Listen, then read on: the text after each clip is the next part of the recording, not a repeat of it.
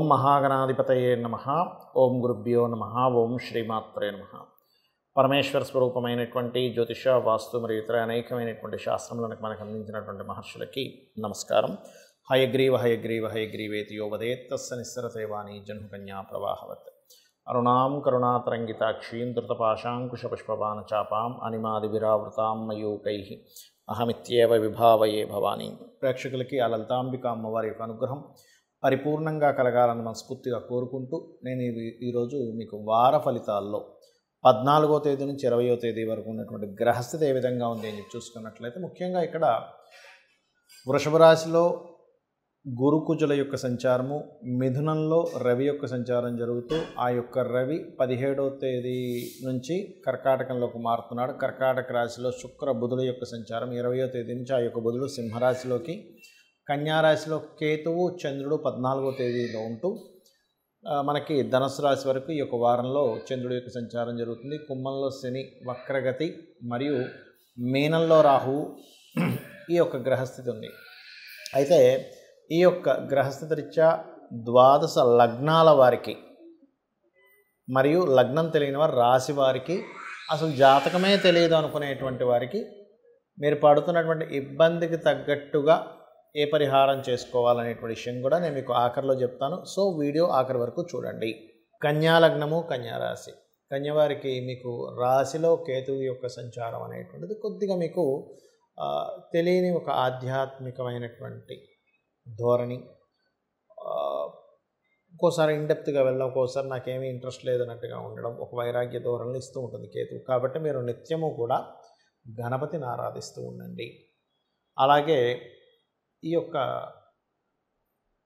14, 15, 16 తేదీలు లాభాధిపతి 2వ స్థానంలో ఉన్నందుకు ట్రాన్స్పోర్ట్ రిలేటెడ్, ఫుడ్ రిలేటెడ్ లేదా ఇతర వ్యాపారాలు ఏవైనా చేసేటువంటి వారికి, వ్యాపార రంగాల్లో ఉండేటువంటి వారికి లాభదాయకంగా ఉంటాయి ఈ రోజులు. ఇక 17, 18 తేదీలు ప్రత్యేకంగా మీరు కొంత మానసికమైనటువంటి సంఘర్షణకు గురవ్వడము, ఎవరో ఏదో అన్నటువంటి మాట ఎవరి ద్వారా మీకు తెలియడం ద్వారా కొంతవరకు మానసికంగా కొంత స్ట్రెస్ అవ్వడం జరుగుతూ ఉంటుంది. అయితే ఇక్కడ ఈ 19, 20 తేదీలు మాత్రం ఆకస్మికమైనటువంటి కొన్ని మార్పులు మీ లైఫ్లో చోటు చేసుకుంటే, సడన్గా ప్రయాణం కానివ్వండి, సడన్గా ఒక నిర్ణయం తీసుకోవడం కానివ్వండి, ఇటువంటివి గోచరిస్తున్నాయి. అలాగే మరొక విషయం ఏంటంటే, ఇక్కడ గమనించుకున్నట్లయితే ఈ యొక్క 17, 18 తేదీలు నేను మీకు ఇందాక చెప్పినట్టుగా ఈ మానసిక ఇదే కాకుండా ఏదైనా ప్రయాణాలకు సంబంధించిన నిర్ణయాల విషయంలో కూడా ఈ యొక్క 17, 18 తేదీలు కాస్త జాగ్రత్తగా నిర్ణయం తీసుకోవాలి. మరియు ప్రాపర్టీస్ మూలంగా కొంతవరకు ధనయోగాన్ని గోచరిస్తుంది, ధనయోగం సూచిస్తుంది ఈ యొక్క వారంలో. మరియు అలాగే కొన్ని ఈ శని ఎప్పుడైతే మీకు 6వ స్థానం నుంచి వక్రించాడో ఖచ్చితంగా రుణ విముక్తిని, రుణాలు తగ్గించుకోవడానికి చేసేటువంటి ప్రణాళిక ఏదైతే ఉందో మీకు ఫలిస్తుంది.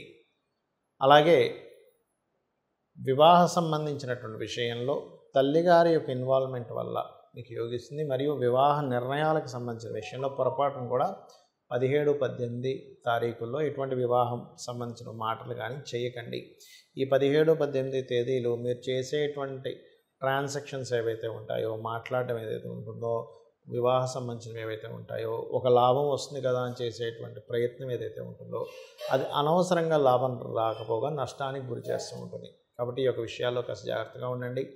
ఈ వారం మీకు కెరియర్ పరంగా ప్రమోషన్స్ కానివ్వండి, కొంచెం మీ యొక్క పనిని గుర్తించడం కానివ్వండి, ఇటువంటివన్నీ కూడా గోచరిస్తున్నాయి. ఇక మీరు చేయవలసినటువంటి దేవత ఆరాధన ఏమిటి అని చెప్పి చూసుకున్నట్లయితే, ముఖ్యంగా మీరు వెంకటేశ్వర స్వామి యొక్క అష్టోత్తరం చదువుకోండి. వెంకటేశ్వర స్వామి యొక్క నామము మీరు ఎంత చేస్తూ ఉంటారు అన్ని విధాలా బాగుంటుంది మీకు. చాలామందికి జాతకం తెలియదు, వాళ్ళ లగ్నం ఏంటో రాశి ఏంటో కూడా తెలియదు.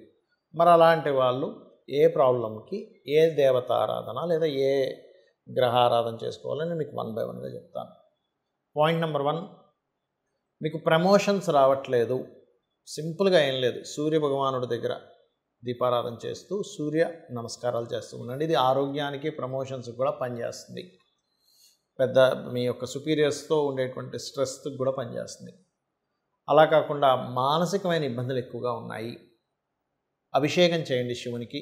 చంద్రగ్రహం దగ్గర దీపారాధన చేసుకోండి. గోవుకి ఏదైనా మీరు ముల్లంగి లేదా కీరా లాంటి పదార్థం తినిపిస్తూ నిత్యము మెడిటేషన్ చేయండి. ఓం మనస్వినియే నమః అనే నామస్మరణ చేయండి. లలితా సహస్రనామాల్లో అద్భుతంగా పనిచేస్తుంది మీకు ఇది. అయితే మొదటి దానికి మీరు ఇందాక చెప్పాను, ఇది ప్రమోషన్స్ కోసం. దానికి ఏ మంత్రము అంటే ఓం మాణిక్యమకుటాకార జానుద్వై విరాజితాయే నమః. లేదా బిజినెస్లో ఇంప్రూవ్మెంట్స్ కావాలి అని అనుకునేటువంటి వారు బుధగ్రహం దగ్గర దీపారాధన చేస్తూ ఓం ఇంద్రగోప పరిక్షిప్త స్మరతూనా భజంగికాయే నమః అనేటువంటి నామస్మరణ చేయండి. లేదండి నాకు ప్రతిదీ గొడవ అవుతూనే ఉంది, ప్రతి చిన్న విషయానికి మాకు గొడవలు అవుతూనే ఉన్నాయి అనుకునేటువంటి వారు సింపుల్గా ఏం లేదు, మీ కుజగ్రహం ఎక్కడో పాడైంది కాబట్టి కుజగ్రహం దగ్గర దీపారాధన చేస్తూ, కుజ బుధ 2 గ్రహాల దగ్గర దీపారాధన చేస్తూ చక్కగా సూర్య భగవానుడిని చూస్తూ, అది మీ రిలేషన్స్లో ఎవరితో ఇబ్బంది వస్తున్నా, మిస్కమ్యూనికేషన్స్ వస్తున్నా సూర్యుడిని చూస్తూ మీరు ఓం మిత్రాయ నమః అనే నామస్మరణ చేయండి. అలా కాదండి, గురుబలం లేదంటున్నారు, నాకు గురుగ్రహం పాడైంది అంటున్నారు, మరియు గురుగ్రహం బలం పెంచుకోవాలంటే ఏం చేయాలంటే ఈ యొక్క నవరాత్రుల్లో అమ్మవారికి గంధముతో అభిషేకం చేయడం, గంధముతో పూజ చేయడం చేయండి. గంధముతో కలిపినటువంటి గంధపు నీటితో శివునికి అభిషేకం చేసిన, దక్షిణామూర్తి ఆరాధన చేస్తున్న, గురుగ్రహం దగ్గర దీపారాధన చేయడము, మరియు గోవుకి ముఖ్యంగా అరటికాయలు కనుక తినిపించినట్లయితే ఖచ్చితంగా మీకు గురుబలం పెరిగి తీరుతుంది. దానివల్ల దైవానుగ్రహం ఉంటుంది గురుబలం ఎప్పుడైతే పెరుగుతుందో. అదేవిధంగా శుక్రుడు పాడయ్యాడు మీ జన్మజాతకంలో అంటే సర్వసాధారణంగా దీనివల్ల ఏమిటి ఇబ్బంది అంటే వివాహ సంబంధించినటువంటి విషయాల్లో ఇబ్బంది వస్తుంది, లేదా ఫైనాన్షియల్గా చాలా ఇబ్బంది పడుతున్నాము అన్నప్పుడు శుక్రుడు పాడవుతుంది. అలా కాదు ఫైనాన్స్ కాకుండా అప్పులు ఎక్కువ అవుతున్నాయి అన్నప్పుడు కుజబుధులు పాడవుతారు. అలాంటప్పుడు ఓం సంపత్కరీ సమారూఢ సింధుర వ్రజ సేవితాయ నమః అనే నామస్మరణ చేయండి. మరియు పర్టికులర్గా ఈ శుక్రగ్రహానికి సంబంధించినటువంటి అంటే శుక్రగ్రహానికి దీపారాధన చేయడము, అమ్మవారి ఆలయాలకు వెళ్తుండడం చేస్తూ ఉండండి. లేదా అప్పుల పాలు ఎక్కువగా అవుతున్నాం అన్నప్పుడు ఓం అపర్ణాయే నమః చేయండి. రోగాలు ఎక్కువగా వస్తున్నాయి, బాగా హెల్త్ ఇష్యూస్ వస్తున్నాయి అన్నప్పుడు సింపుల్గా ఒకటే గుర్తుపెట్టుకోండి, బాగా హెల్త్ రిలేటెడ్ సంబంధించిన ఇబ్బంది ఉంది అన్నప్పుడు మీరు చేయవలసింది ఏమిటి అంటే ఒకటే గుర్తుపెట్టుకోండి, శనివారం నాడు గోవుకి బెల్లం తినిపించండి. ఈ శనికి సంబంధించిన దోషం ఉంది, ఈ శని భగవానుడు మీ జన్మజాతకంలో బలంగా లేడు అన్నప్పుడు ఒకటే గుర్తుపెట్టుకోవాలి, మీరు పూర్వజన్మల్లో ఏదో తప్పిదం చేసి ఉంటారు, అందుకే శని యొక్క బలం తక్కువగా ఉంది. అలాంటప్పుడు మీరు లలితా సహస్రనామాల్లో ఓం శ్రీమాత శ్రీ మహారాజ్ని శ్రీమత్ సింహాసనేశ్వరి, లేదు శనికి సంబంధించిన దోషాలు అధికంగా వస్తున్నాయని మీరు ఫీల్ అవుతున్నట్లయితే ఓం అనాకలిత సాదృశ్య చుబుకశ్రీ విరాజితాయై నమః అనే నామస్మరణ చేయండి. అన్ని విధాలు బాగుంటుంది. రాహుగ్రహ సంబంధించిన దోషాలు పోవాలి అంటే అదే దానికి ఏమిటి అసలు ఏం జరుగుతుంది, రాహుగ్రహానికి సంబంధించిన దోషాలు ఉన్నప్పుడు అంటే భయం పెరుగుతూ ఉంటుంది, ఫ్రాడ్స్ జరుగుతూ ఉంటాయి, హ్యాకింగ్స్ జరుగుతూ ఉంటాయి.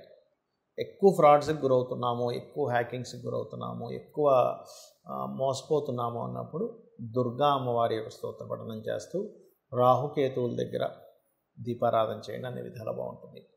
అలాగే ఒక్కొక్కసారి ఏమవుతుందంటే చిత్ర విచిత్రమైనటువంటి ప్రవర్తన పిల్లల్లో మనకు కనబడుతూ ఉంటుంది. బికాజ్ ఆఫ్ చిత్ర విచిత్రానికి కారకుడైన కేతువు యొక్క ప్రభావం ఒక్కోసారి వైరాగ్యంలోకి వెళ్ళిపోతూ ఉంటాం. ఇంకా నేనేమీ చేయలేను, నా యొక్క మానసిక స్థితి శారీరక స్థితి పాడైపోయింది అనేటువంటి దీంట్లోకి వెళ్ళిపోతూ ఉంటాం. అటువంటి సమయంలో మీరు చేయవలసింది ఏమిటి అంటే సింపుల్గా ఒకటే గుర్తుపెట్టుకోండి, మీరు పర్టికులర్గా ఏదైతే మీరు అనుకుంటారో అది గణపతికి చెప్పుకుంటూ ధ్యానంలోకి వెళ్ళండి. అప్పుడు మీ లైఫ్లో లాట్ ఆఫ్ చిత్ర విచిత్రంగా జరిగేటువంటి సంఘటనలు ఏవైతే ఉంటాయో అవన్నీ కూడా కంట్రోల్లోకి వస్తాయి. ఇలా ఏంటంటే చాలా సింపుల్గా జాతచక్రం ఎలాగో ఉంది ఏమైపోతుందో అనేటువంటి భయపడకుండా చాలా సింపుల్గా ఒకటే గుర్తుపెట్టుకోండి, నేను ఈ యొక్క నామస్మరణ చేస్తున్నాను కాబట్టి నన్ను అమ్మవారు రక్షిస్తుంది, లేదా ఏ దేవత ఆరాధన చేస్తున్నామో ఆ దేవత నన్ను రక్షిస్తుంది, ఖచ్చితంగా రక్షించి తీరుతుంది అనేటువంటి బలమైనటువంటి నమ్మకంతో.